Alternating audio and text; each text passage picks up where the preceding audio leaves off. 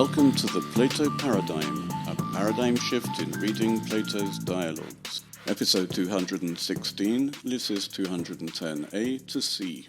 Ideally, in a meritocracy, a technē should be entrusted to the best at it. It is not the case, however, that a technētes, a craftsman, can do whatever he desires within the technē.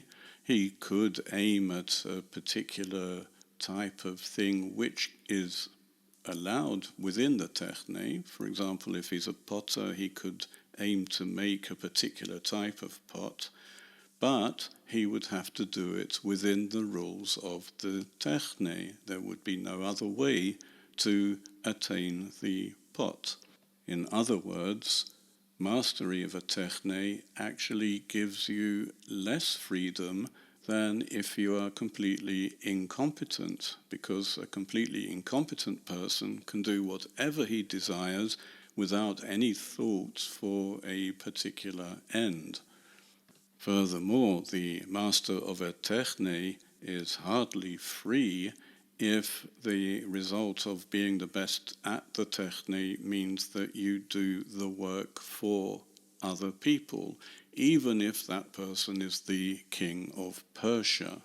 If you end up making his stew or destroying the eyes of his son, you are not free.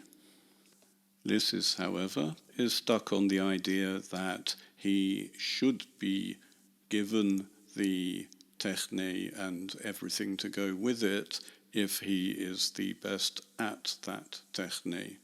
He is controlled by slaves and hired professionals in those technē where he is incompetent, but he thinks that he is controlled by no one when he is entrusted by his parents to read and write for them.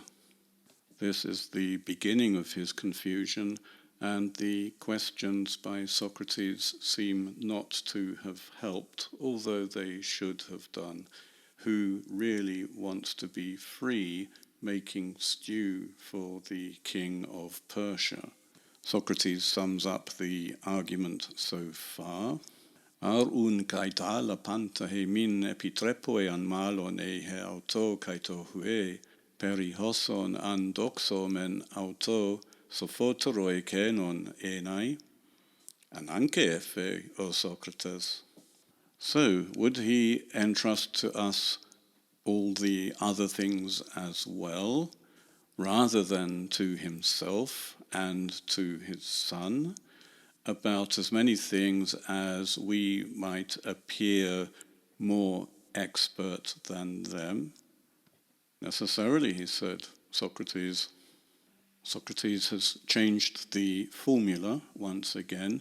He had been using the verb phronen in various forms, to be prudent, that is, to be capable, and he's been using to be capable with various adverbs, beltion, kalion, orthos, better, more beautifully, correctly. But now he is using sophoteroi, which means more sophoi, more expert. He has also used the verb doxen to emphasize appearance. If Lysis and Socrates were to appear to be more expert, then the king would entrust all the other things to them rather than to himself or to his son. Since Lysis thinks this is a necessary conclusion, he's following the straight logic without thinking about the reality of the argument. We have to remember that the first person to entrust anything to him was his father, and Lysis probably expects his father to entrust him with things, but it does not mean that anybody else would entrust things to him just because they think he is better than they are at a particular technē. And despite aristocratic political aspirations, we should remember that in Athens, people were elected by lot and not by merit, except for a very few positions, such as the strategos. Socrates continues to draw out the absurd ramifications of this conclusion. Houtos ara eche endego o phile Lysi. So this is the way it is, I said, O friend Lysis. We could also interpret O phile Lysi as O dear Lysis. If for any reason we find later on that Socrates should be considered a friend of Lysis, or that Lysis should be considered a friend of Socrates, we should then recall that Socrates called Lysis here philos. For now, we should let it slide because it could be interpreted as simple politeness. Socrates now continues with summing up the situation.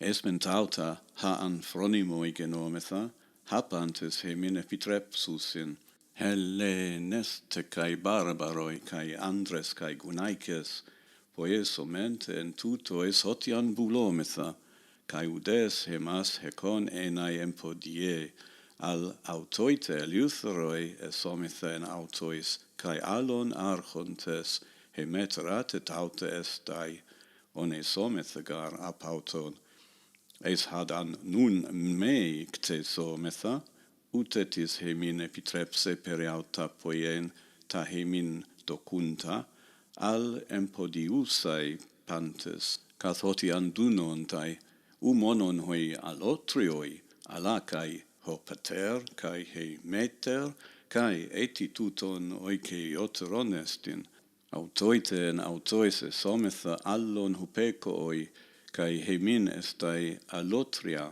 udengar apauton onesometha. With regard to these things about which we would become prudent or capable, phronimoi, all will entrust to us. That is, people will entrust to us all the things in which we are proficient. Greeks and barbarians and men and women. The Greeks here are all the Greek speakers in the Greek-speaking world.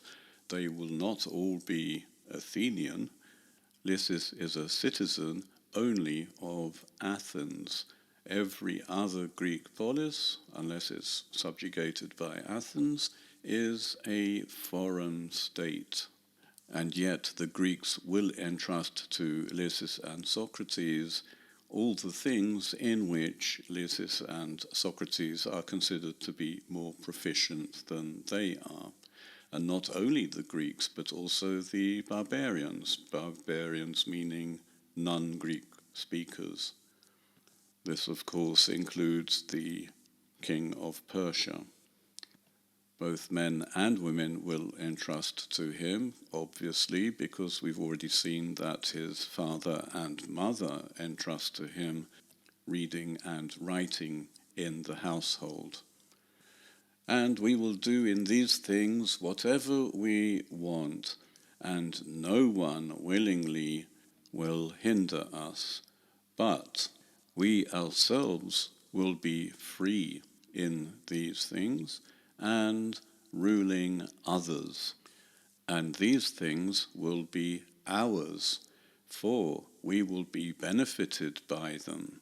But with regard to the things where we have not yet acquired intelligence, nous, no one will entrust to us about these things to do what seems to us, but all will hinder as much as they can, not only the strangers, but even the father and the mother, and if there's anything more personal than them. And in these things we ourselves will be the subjects of others, and the things will be foreign to us, for we won't be benefited at all by them. Synchores hutos echen? Synchoro. Do you agree that that's the case? I agree. As so often in Socratic interrogation, the situation becomes binary, black or white. For example, the craftsman who is entrusted with everybody else's things about that particular craft is then able to benefit from these things, and therefore these things are the person's personal property, while in crafts where the person is not the capable expert, everyone will do their best to completely hinder, which is not actually the case. The boy, Lysis, is not allowed to do things without supervision, but that does not mean that he is not learning how to perform these particular technē. In this argument, Socrates, well, I say argument, he's asking questions, but in this presentation of the situation, Lysis is portrayed as someone who is hindered in everything to do with technē, where he is not an expert, and therefore these things do not benefit him and they are foreign to him. The words personal and foreign are therefore opposites. Oikeos means personal, anything to do with the person. They are organic parts of the person, while allotrios means other. So we have the personal and the other. Is it the case that all the personal things which make up the technē of an expert benefit only the expert? Usually this is not the case. The craftsman may be indirectly benefited when paid for work done, but a sculptor, for example, is unlikely to derive benefit from sculpting other than being paid at the end of it for any statues he may have made. Lysis should have thought of the examples Socrates gave of the things Lysis and Socrates would have to do for the great king to realize that it's no benefit to pour salt into stew, for example, or to pour ashes onto the eyes of the son of the king. We derive no benefit from that.